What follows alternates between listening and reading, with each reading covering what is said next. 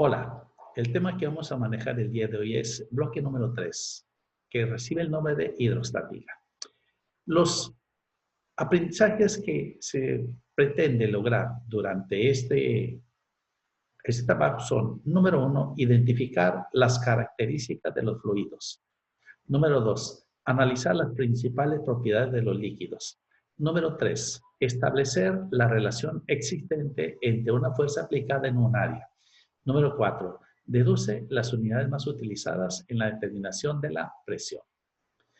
Dentro de los aspectos que vamos a manejar, es importante identificar lo siguiente.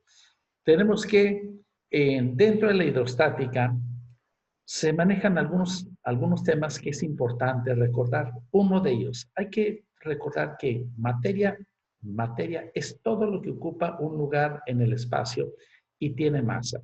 De hecho, para lo que viene siendo lo que es la física, normalmente dice tiene masa, aunque en algunos otros aspectos dicen que tiene peso.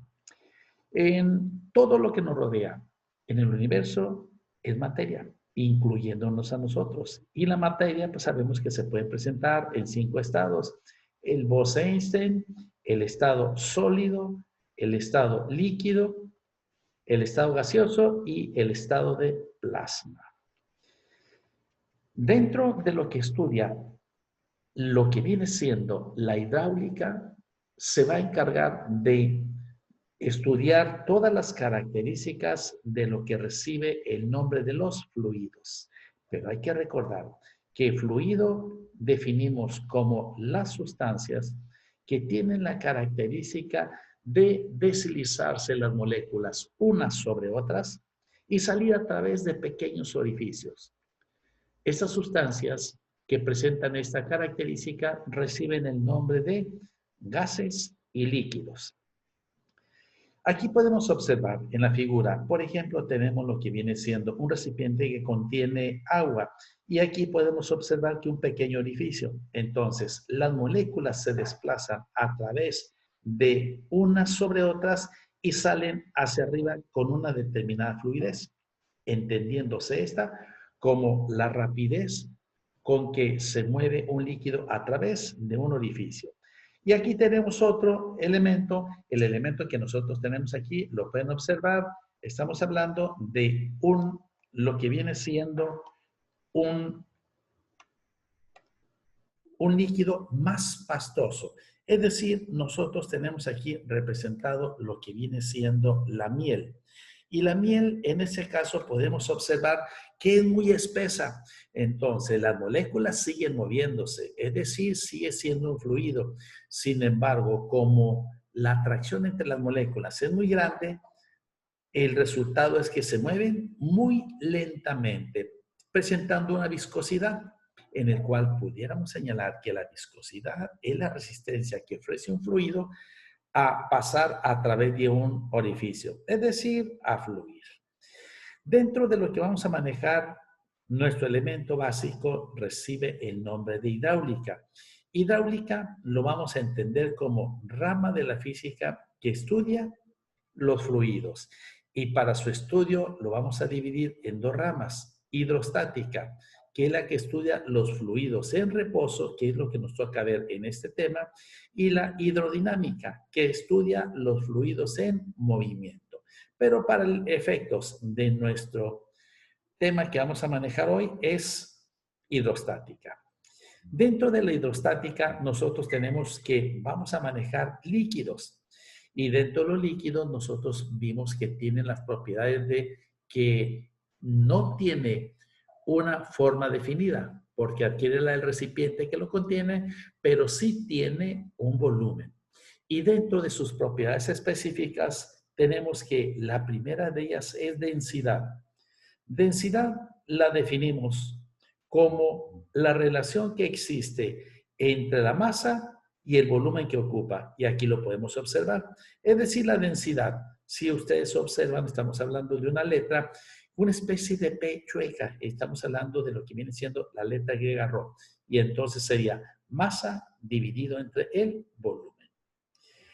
La otra propiedad específica que vamos a manejar recibe el nombre de peso específico.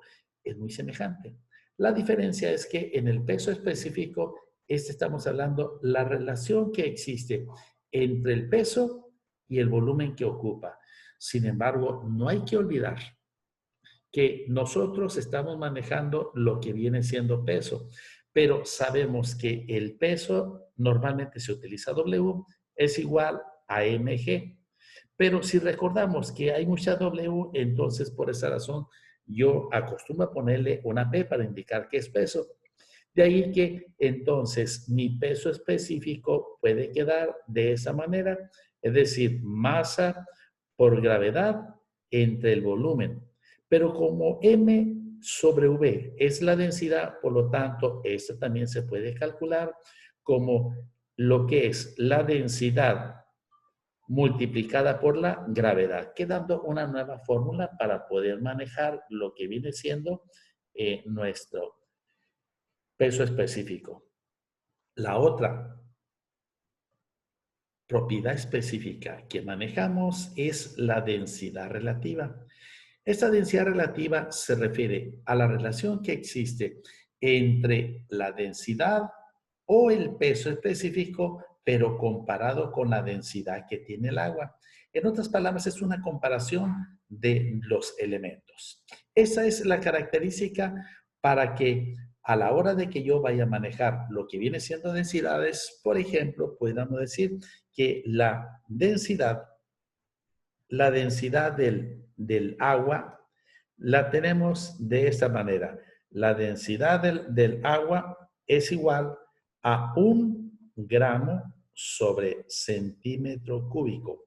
Pero si yo quiero manejar la densidad relativa, entonces su valor sería simplemente 1.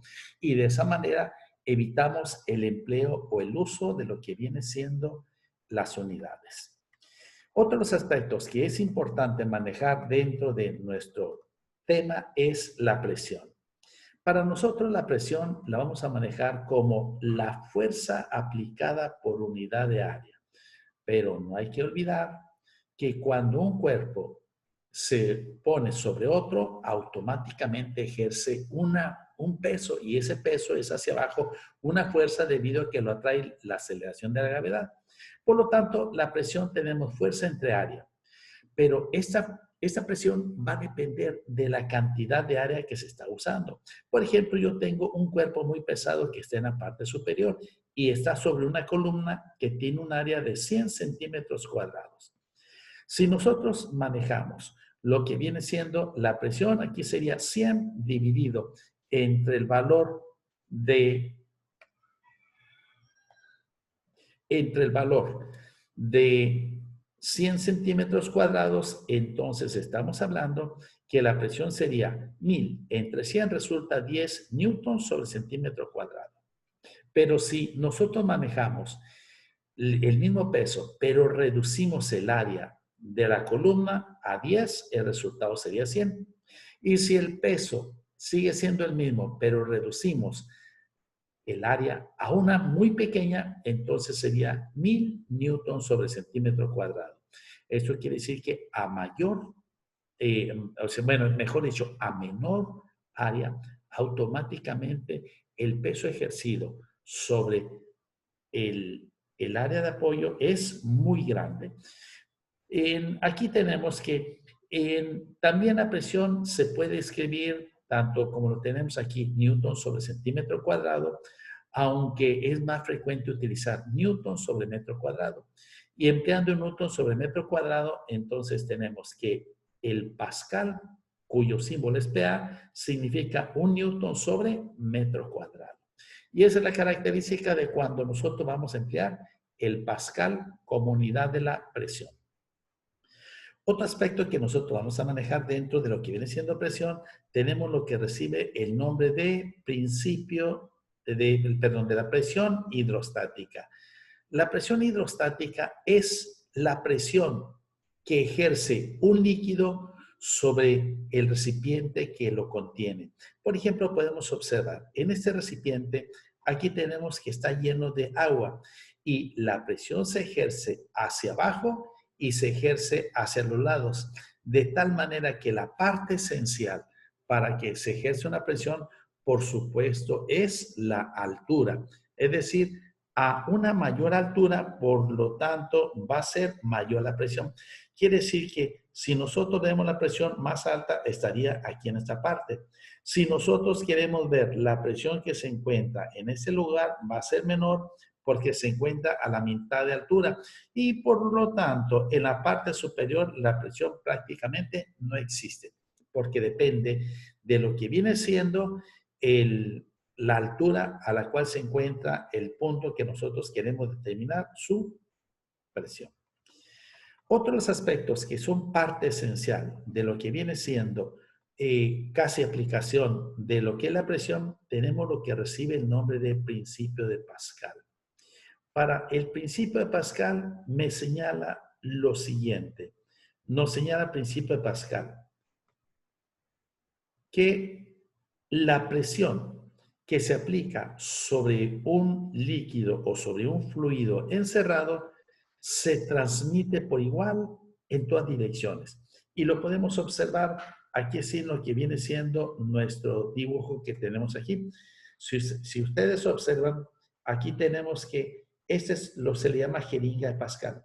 Si sobre esa jeringa que está llena de líquido y aquí le ejercemos una presión, como se está señalando, esa se transmite hacia todas direcciones como lo podemos observar. Y si en los puntos rojos que estoy señalando aquí está lleno, por ejemplo, de cera, en el momento que no soporta la presión, saldría el líquido con la misma presión hacia todas direcciones como lo estamos observando aquí en este lugar. Sería la salida del agua en todas direcciones debido a la aplicación de una presión que se transmite por igual en todas direcciones. Este principio normalmente lo tenemos identificado como presión es igual a fuerza sobre área. Lo manejamos utilizando la fórmula fuerza 1 sobre área 1 es igual a fuerza 2 sobre área 2. Quiere decir que la presión va a seguir siendo exactamente la misma. Y este principio es muy importante actualmente porque algo parecido a eso que tenemos aquí es lo que se utiliza el sistema de frenos en los automóviles, un sistema hidráulico, que puede ser con un líquido, como en el caso del freno de líquidos, o en el caso de los trailers, que se utiliza aire como fluido. Otra aplicación tenemos es la prensa hidráulica que tenemos aquí en la parte derecha. Si ustedes observan, tenemos en esta parte un émbolo muy pequeño que tiene un área muy pequeña.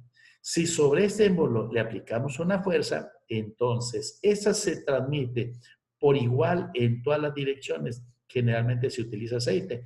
Pero al llegar al émbolo 2, que tiene un área mucho más grande, entonces la fuerza ejercida hacia arriba es por cada centímetro cuadrado, sería lo mismo, pero como tiene más centímetros, el resultado es que la fuerza ejercida es mucho mayor, lo que permite que en los talleres se pueda levantar un automóvil con una facilidad enorme. Y es así como tenemos lo que viene siendo el denominado principio de Pascal. Se le emplea mucho para extraer el aceite de las semillas, para levantar los objetos, para levantar un automóvil, etcétera. Así lo mismo también para comprimir lo que viene siendo los vehículos ya cuando ya no se utilizan. Otro de los principios que también utilizamos recibe el nombre de principio de Arquímedes. En el principio de Arquímedes, también muy importante en la actualidad, nos señala que el empuje que recibe en un cuerpo dentro de un fluido es igual al peso del líquido que desaloja. Y es la base de la flotación de los cuerpos en el agua y se representa. Por ejemplo, podemos observar aquí en la parte izquierda de nuestro apunte. Podemos localizar lo que viene siendo un recipiente que contiene agua. Está hasta la orilla y tengo un recipiente vacío ahí.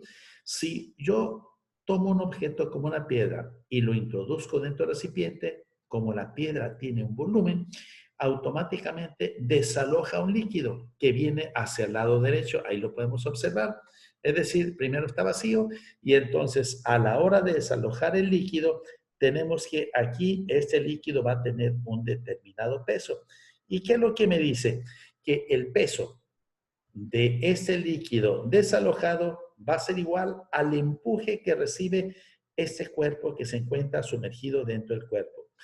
Pero es importante identificar, todos los cuerpos flotan o no flotan dependiendo de la característica que tenga. Por ejemplo, aquí en este caso es una piedra, vamos a suponer que sea una bola de metal, esta se encuentra sumergido porque el empuje que tiene no es suficiente para mantenerlo flotando. En este otro caso, tenemos que, aquí, si yo pongo, por ejemplo, un objeto de hule o de plástico, puede quedar semisumergido. Y si el cuerpo tiene mucho, o sea, por ejemplo, es una pelota hueca, el resultado es que se va a encontrar flotando. Esto origina que si nosotros tenemos, por ejemplo, todo este sería un metal, así. Y si con ese metal nosotros lo hacemos de esa manera, entonces estamos formando lo que viene siendo el principio de flotación. Es decir, a la hora que lo introducimos en agua, el empuje que va a recibir es tan fuerte que el resultado es que este metal que se refiere a ese mismo, pero aplanado, es tan fuerte que el cuerpo se encuentra flotando. Y es así como se forman los barcos. Barcos enormes que pesan cientos de toneladas se mantienen flotando gracias a ese principio. Y eso es todo lo que tenemos dentro de lo que viene siendo nuestra teoría de lo que viene siendo la hidrostática.